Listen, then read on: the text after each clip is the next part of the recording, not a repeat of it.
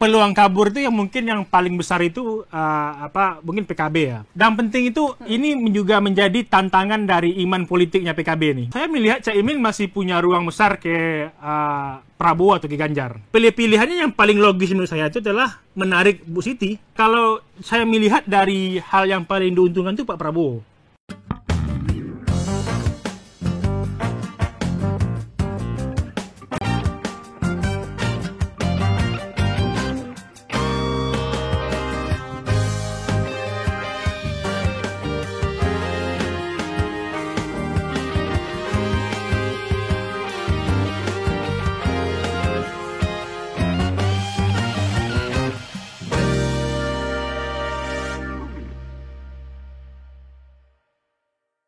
Selamat siang Tribuners, kembali bergabung di Tribun Corner bersama saya Apvia Tiokonibili. Tribuners, Komisi Pemberantasan Korupsi KPK saat ini sedang mengusut kasus dugaan korupsi yang terjadi di Kementerian Pertanian. Menteri Pertanian Syahrul Yassin Limpo terseret dalam kasus korupsi yang saat ini sedang diperiksa oleh KPK. KPK pun telah melakukan penggeledahan Tribuners di rumah dinas Menteri Pertanian Syahrul Yassin Limpo di Jalan Widya Chandra 5, Jakarta Selatan pada Kamis 28 September 2023 lalu yang berlangsung hingga Jumat 29 September 2023. Dan dari pemeriksaan di rumah dinas Syahrul Yassin Limpo, KPK membawa barang bukti berupa dokumen, kemudian uang tunai puluhan miliar rupiah, serta ada juga senjata api. Untuk kasus senjata api ini, Tribuners, KPK telah menyerahkan kepada Polda Metro Jaya untuk diselidiki terkait legalitas senjata api yang dimiliki oleh Syahrul Yassin Limpo. Kemudian KPK juga melakukan penggeledahan di kantor Kementerian Pertanian di kawasan Ragunan, Jakarta Selatan, Tribuners, pada Jumat 29 September 2023. Dan dari penggeledahan di kantor Kementerian Pertanian, KPK membawa sejumlah barang bukti dari dokumen dan juga alat-alat elektronik yang akan diperiksa terkait dengan kasus dugaan korupsi yang terjadi di Kementerian Pertanian. Sampai saat ini nih Tribuners, KPK belum mengumumkan terkait detail perkara yang sedang diselidiki maupun tersangka-tersangka yang telah ditetapkan. Dan bersama saya saat ini telah bergabung di studio tribunnews.com yakni pengamat politik dan Direktur Eksekutif dari Aljabar Strategik, Bang Arifki Caniago. Selamat siang, Bang. Selamat siang, Bang. Kita akan ngomongin mengenai kasus Menteri Pertanian kita, Bapak Syahrul Yassin Limpo, yang sedang diselidiki oleh KPK. Katanya diduga melakukan korupsi, dan kita akan ngomonginnya dari sisi politiknya, Bang. Ya, bukan hukumnya ya. Bukan hukumnya, dari sisi politiknya. Karena kalau misalnya kita pretelin lagi, Bang. Jadi, Bang, jadi Menteri Syahrul Yassin Limpo ini adalah menteri yang berasal dari Partai Nasdem. Di Nasdem saat ini sisa 2 yang ada di jajaran menteri dari Pak Jokowi ya, Tribuners ya. Dan Bang, kalau misalnya kita sedikit mundur, ini deket banget Bang jaraknya. Dari Menteri Nasdem juga yang ditangkap oleh KPK ada mantan Menkominfo Johnny G. Plate, tapi ini udah ditetapkan sebagai tersangka terkait dengan korupsi menara BTS Bakti Kominfo. Ini kan jaraknya deket banget Bang, seakan-akan nih menteri-menteri Nasdem lagi dikulitin gitu Bang. Nih kalau menurut Abang gimana Bang pendapatnya dari sisi politik Bang? Ya, kalau kita membaca dari segi politik itu kan sah-sah saja ya. Artinya kalau kita kaji secara hukum itu kan kajiannya berbeda. Yang terpenting kan ketika dalam data hukumnya memang didapatkan bukti, itu memang ada buktinya. Tapi secara politik tentu ini juga akan merugikan bagi Nasdem ya. Artinya duka Nasdem untuk Pak Johnny Plate belum selesai, datang duka baru untuk bahwa ada masalah yang akan terkait dengan Nasdem, dan juga akan digiring secara opini kepada capres Nasdem. Ini kan nggak bisa dipungkiri, karena memang ini juga akan terkait bagaimana persepsi publik. Ini soal persepsi publik ya. Artinya kalau dalam politik adalah ketika misalnya ada yang ditetapkan sebagai tersangka, tentu terbentuk persepsi publik. Apakah dia dianggap sebagai partai yang identik dengan melahirkan tanda kutip, atau bagaimana juga akan digiring bahwa akan mengganggu solidaritas pencapresan Amin dan juga Anies Muhaimin, nah itu maksudnya. Oke, jadi ini udah jadinya tercipta persepsi itu ya Bang ya. Tapi kalau misalnya soal yang diincar menteri-menteri dari Nasdem gimana nih Bang? Soalnya kan kita udah tahu ya dari karir politiknya, dari riwayat politik terakhir-terakhir ini kan istilah katanya ada yang membangkang gitu ya Bang ya. Dan kita juga tahu pilihan dari Nasdem saat ini untuk mengusung Anies Baswedan dan juga Caimin yang berbeda banget, istilahnya udah jadi oposisi nih sama Pak Jokowi sekarang Bang. Iya. Jadi apakah dengan tersangkanya dua menteri Nasdem ini bentuk dari tidak lurusnya Nasdem kepada Pak Jokowi? Dan asumsi ini mungkin bisa muncul ke publik kan. Kita kan juga nggak bisa membenarkan karena kan juga tidak ada kompetitor dari istana kan. Tetapi hal-hal ini kan juga kita lihat sebagai wacana dan juga nasib politik yang sah saja. Karena yang seperti yang saya katakan di awal, ketika misal tidak ditemukan bukti dan itu tersangka, itu mungkin ada polemik yang memang diperdebatkan. Tapi hari ini kan isu yang berkembang ini semua orang bisa melihat ditemukan uang dan lain-lainnya. Artinya mungkin semua orang kan di politik ini kan di politik ya. Orang yang tersangka itu ada dua pilihan. Yang pertama memang dia memang lagi sial, yang kedua memang dia memang lagi ngerjain. Jadi dalam politik semuanya punya ruang untuk digiring ke wacana apa. Apakah wacana untuk merusak pribadi dia atau lembaga yang mengusung dia gitu. Oke. Secara politik nih, misalkan ada yang mau disakitin gitu ya Bang ya.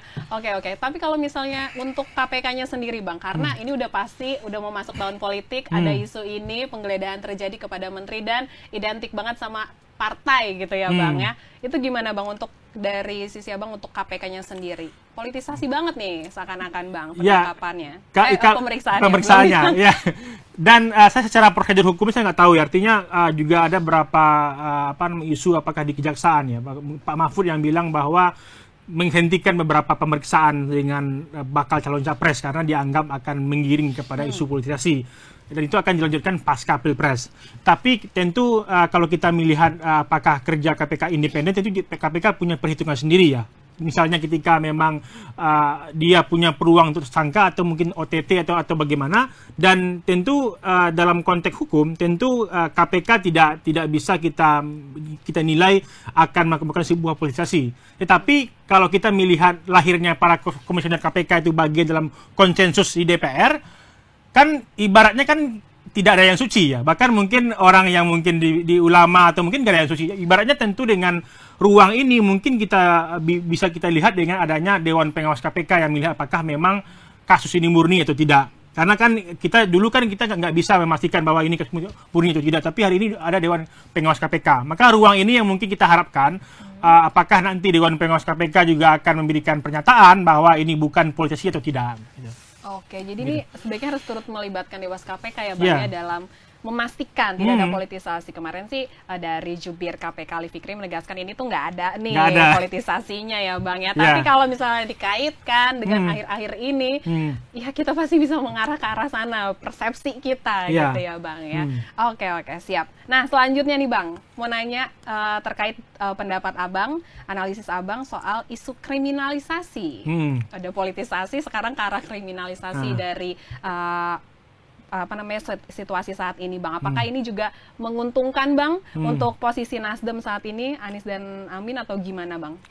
Ya, kalau misalnya dalam konteks politik ya, dan persepsi publik tentang orang yang melakukan korupsi memang negatif ya dulu kan. Artinya publik tidak akan melakukan konfirmasi apakah dia dipolitisasi, kriminalisasi, atau memang dia memang pelaku dari korupsi itu. Yang terpenting kelompok masyarakat menengah bawah atau semuanya nggak akan ada ruang konfirmasi apakah ini benar atau tidak. Yang jelas ini juga akan merugikan dari Partai Nasdem, terutama koalisi perubahan dari Anies Caimin ini. Karena memang isu ini juga akan lebih gampang dimainkan oleh pihak lawan, apakah timnya Prabowo atau timnya Ganjar, bahwa ternyata partai pengusungnya Anies Caimin terlibat dalam kasus korupsi. Dan ini juga wanti-wanti untuk Partai Nasdem, akan ada ruang untuk politisasi ini. Yang kedua juga kasus yang terkait dengan Caimin kan juga udah mulai muncul juga kan di media. Artinya ruang-ruang ini juga akan mengganggu apakah kita akan melihat ketika misalnya Caimin kena atau yang lain yang kena, ini juga akan mengganggu solidaritas maupun ruang-ruang pendaftaran pencapresan yang hampir pendek di Oktober ini. Gitu, Mbak.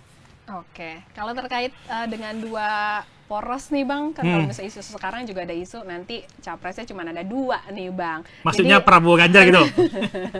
Ini gimana nih Bang kalau misalnya kayak gini terus kan otomatis secara ini kan Nasdem adalah pengusung pertama dari Anies Baswedan ya Bang. Kalau misalnya kena isu-isu mulu kan nanti takutnya elektabilitas dari Pak Anies turun nih Bang. Yeah. Jadinya bisa aja mungkin gitu Bang, Nasdem narik atau PKB-nya yang kabur gitu. Ya, jadi peluang kabur itu yang mungkin yang paling besar itu mungkin PKB ya. PKB mungkin ya, mungkin PKB kabur PKB nih, ya. Bang.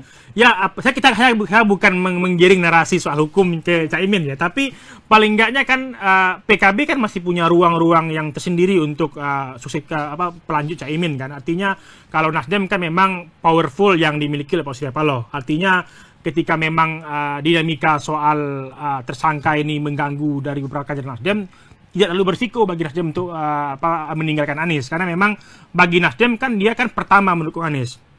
Tapi bagi Caimin tentu ketika misalnya ada konsekuensi yang lebih logis, misalnya memang partainya akan terganggu untuk terpilih lagi di 2024, atau mungkin ini akan dibuka, ini ada ruang-ruang yang akan mengganggu PKB, tentu pilihan-pilihannya juga akan meninggalkan koalisi. Karena ruang-ruang ini kan ibaratnya adalah hukum dan politik kan ibaratnya saling kunci-mengunci nih Mbak. Kunci menguncinya bukan di ruang terbuka tapi di ruang tertutup.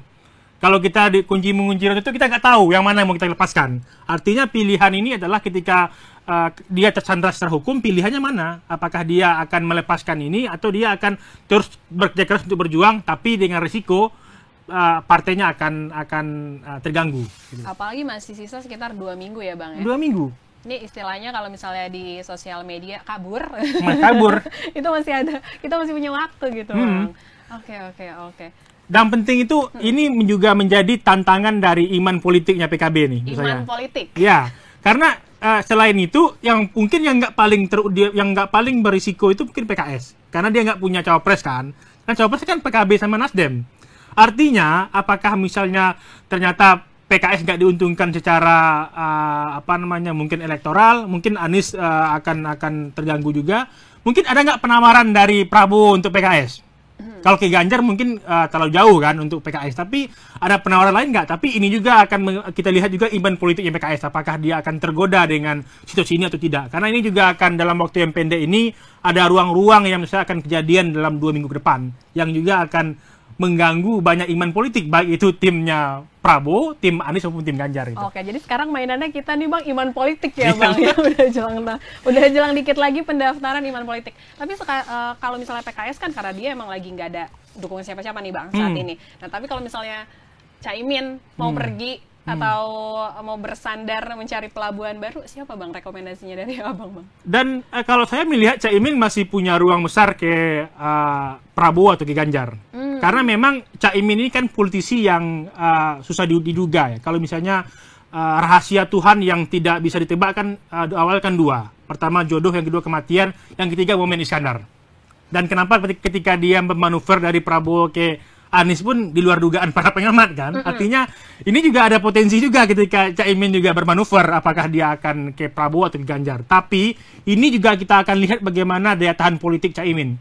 Kita tidak akan mendahului rencana politiknya Caimin, tapi kita membaca dengan berbagai kasus yang akan menimpa Nasdem atau PKS menjelang pendaftaran. Ini kita akan menguji apakah PKB dan Nasdem bertahan dengan apapun yang terjadi, atau dia mengambil pilihan lain tidak mencalonkan, atau mungkin akan bergabung dengan 2 poros tadi.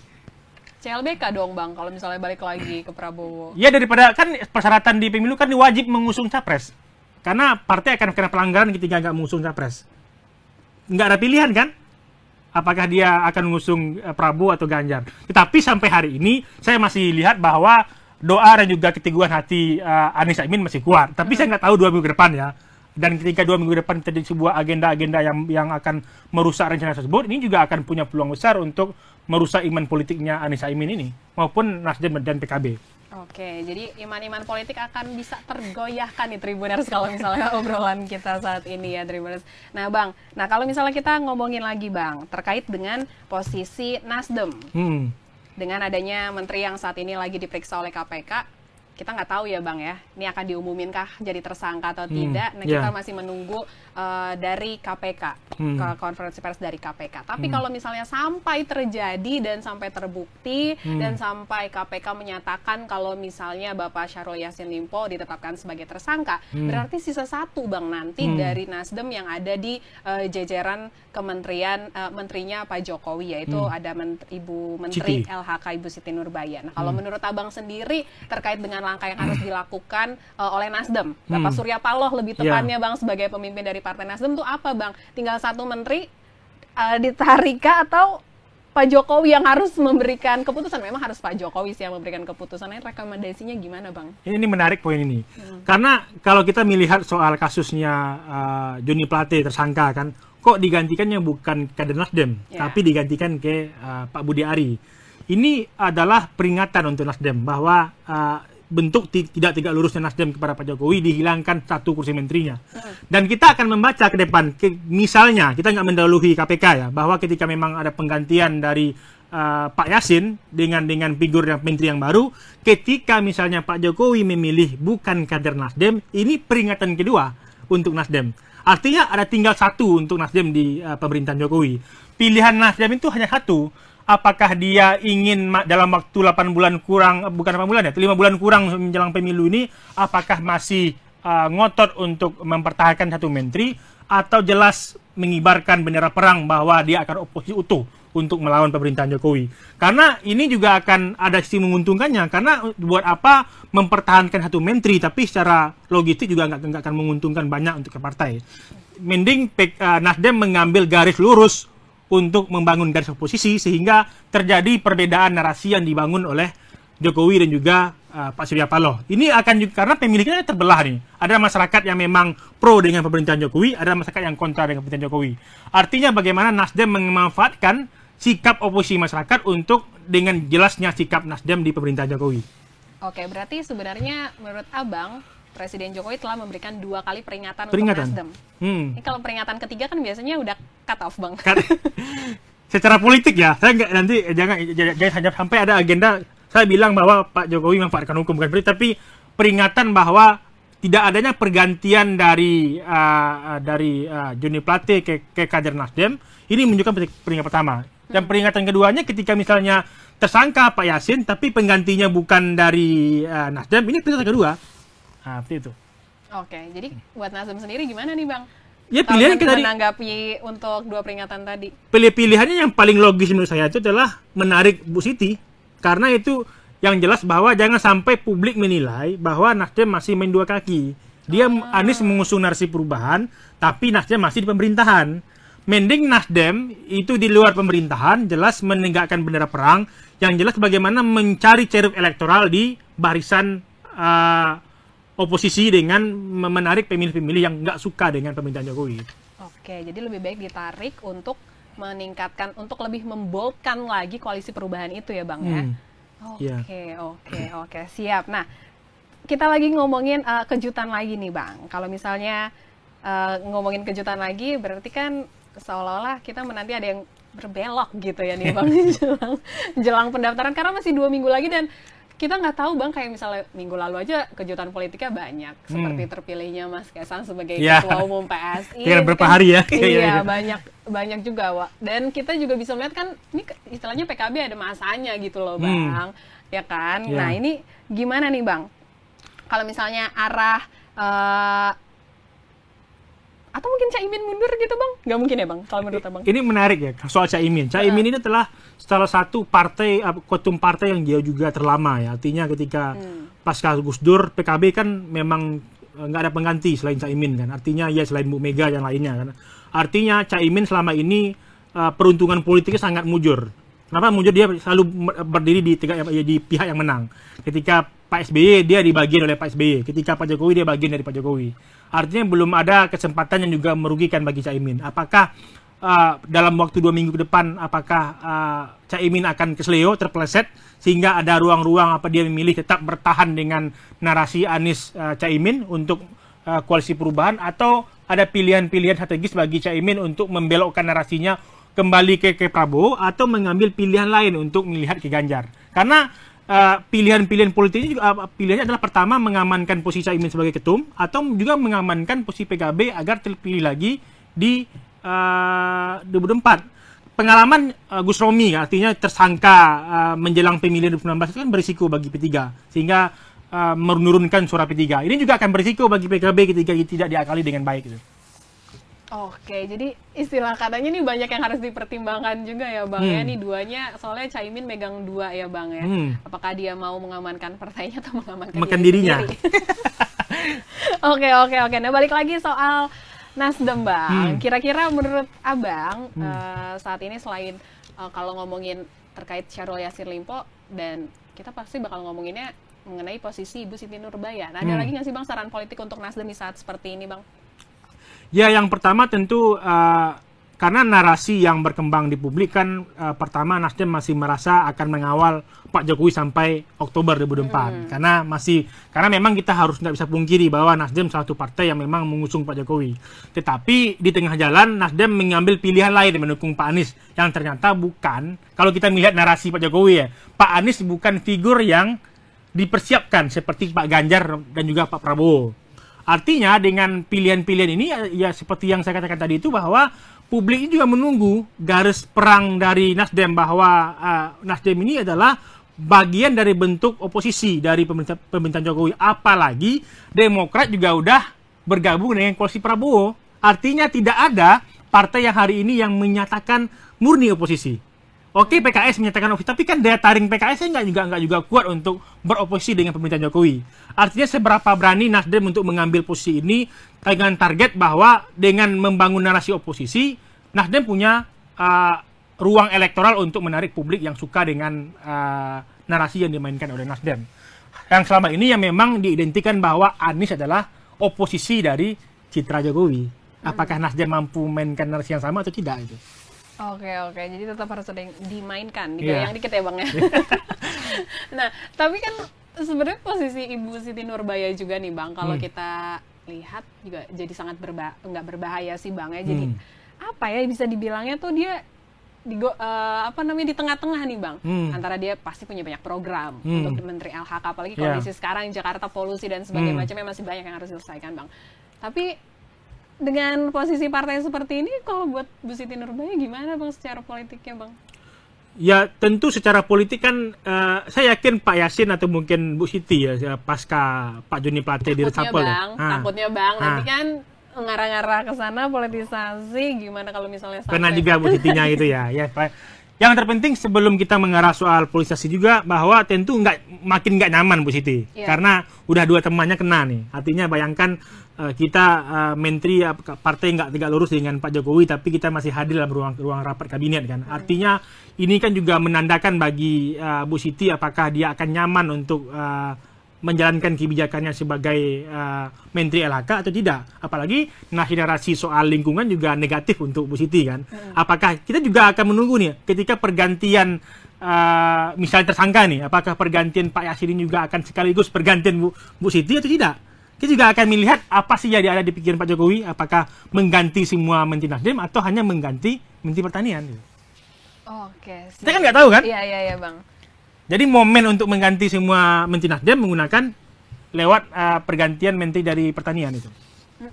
Oke. Nah tapi kalau kita tinggalin sedikit Partai Nasdem ya Bang, di tengah isu seperti ini bagaimana dengan dua poros lainnya Bang? Ada Pak Prabowo dan juga Pak Ganjar, apakah ini cukup membantu untuk mengalihkan dukungan suara ke arah dua situ Bang?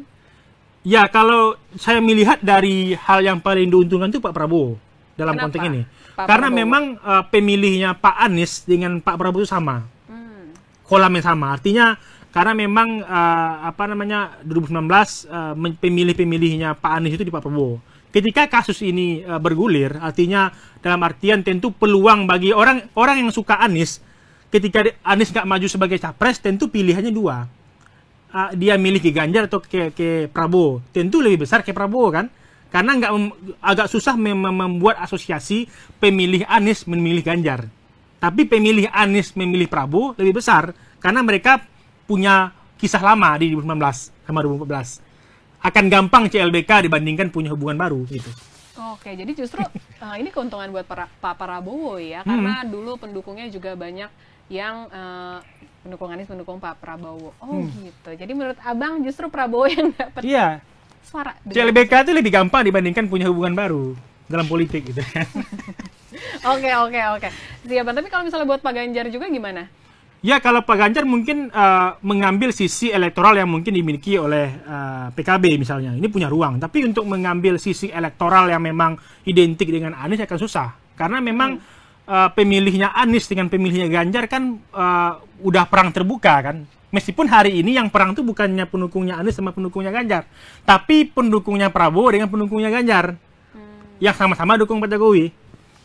Oh gitu, jadi masih ada unsur Pak Jokowi juga di tengah-tengah semua pendukung saat ini ya, Mas ya, Bang. Oke. Nah terakhir mungkin ya Bang ya, kita bakal ngobrolin juga mengenai kita udah ngomongin pengaruhnya dari politisasinya juga, dari kriminalisasinya juga Bang. Nah sekarang bagaimana menjaga kondisi ini nih Bang? Mungkin pesan juga nih Bang, karena udah makin kesini ini pasti kan kita sebagai pemilih juga wah ini di media sosial